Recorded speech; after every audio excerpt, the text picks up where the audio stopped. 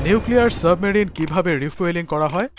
সাধারণত গাড়ি কিংবা বাইকের ফুয়েল শেষ হয়ে গেলে ফিলিং স্টেশনে গিয়ে জ্বালানি ভরতে লাগে মাত্র কয়েক মিনিট।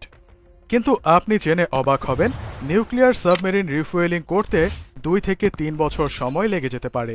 কিন্তু এত সময় লাগার কারণ কি? নিউক্লিয়ার সাবমেরিনে একবার ফুয়েল ভরলে টানা 30 বছর পর্যন্ত চলতে পারে। তারপর ফুয়েল শেষ হলে রিফুয়েলিংয়ের পর আবারও 20 থেকে 30 বছর চলতে পারে। রিফুয়েলিং করার জন্য আগে নিউক্লিয়ার সাবমেরিন থেকে নিউক্লিয়ার ওয়েস্ট বা বর্জ্য নিউক্লিয়ার পদার্থগুলো বের করে নিতে হয়। এইসব নিউক্লিয়ার বর্জ্য থেকে প্রচুর পরিমাণে রেডিয়েশন হয়, তাই বর্জ্যগুলো বের করে তবেই নতুন নিউক্লিয়ার সেল জুড়ে দেওয়া হয়। আর নিউক্লিয়ার বর্জ্য নিষ্কাশন খুব সহজ কিছু নয়।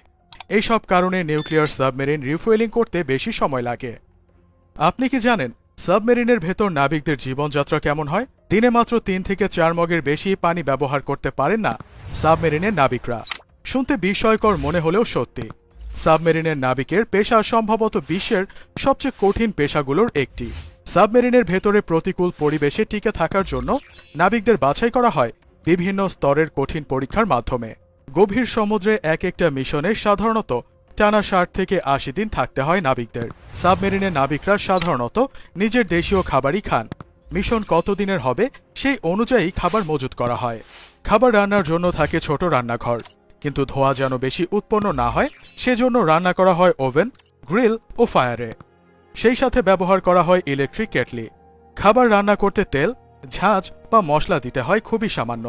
এতে খাবারের স্বাদ কম মনে হবে, তাই স্বাদের জন্য খাবারের সস, কাসুন্দি, কেচাপ, মেয়োনিজ এসব মাখিয়ে খেতে হয়। সাবমেরিনে প্রতিদিন গোসল করা যায় না। চারপাশে সমুদ্রের পানি থাকা সত্ত্বেও সাবমেরিনের ভেতর বিশুদ্ধ পানির বড্ড অভাব, কারণ বিশুদ্ধ পানি উৎপাদনে প্রচুর শক্তি প্রয়োজন হয়। এজন্য পানির অপচয় বন্ধ করতে সপ্তাহে 1 দিন গোসল করতে পারেন নাবিকরা। শরীরকে জীবাণুমুক্ত রাখার জন্য বিশেষ পোশাক পরে থাকতে হয় তাদের, যার ভেতর ব্যাকটেরিয়া ও ছত্রাকের আক্রমণ দূর করার জন্য কেমিক্যাল মাখানো থাকে। 3 দিন পর পর সেই পোশাক ফেলে দিয়ে আরেকটা পোশাক পরতে হয়। সেগুলো রেডিমেড এবং ওয়ান টাইম ইউজেবল। সাধারণ কাপড়ের মতো সেগুলো ধুতে হয় না। প্রতি 3 ঘন্টা ডিউটির পর 6 ঘন্টা বিশ্রামের সুযোগ পান সাবমেরিনের নাবিকরা। এই বিশ্রাম নেওয়ার সময়টা বাধ্যতামূলক। নাবিকদের শোয়ার জন্য থাকে একটার ওপর একটা সাজানো অনেকগুলো বাঙ্ক। যদিও নাবিকদের তুলনায় সেখানে বেডের সংখ্যা কম থাকে। একজন ডিউটিতে গেলে আরেকজন বেডে শোয়ার সুযোগ পান। এভাবেই চলে সাবমেরিনের ভেতর নাবিকদের জীবন সংগ্রাম।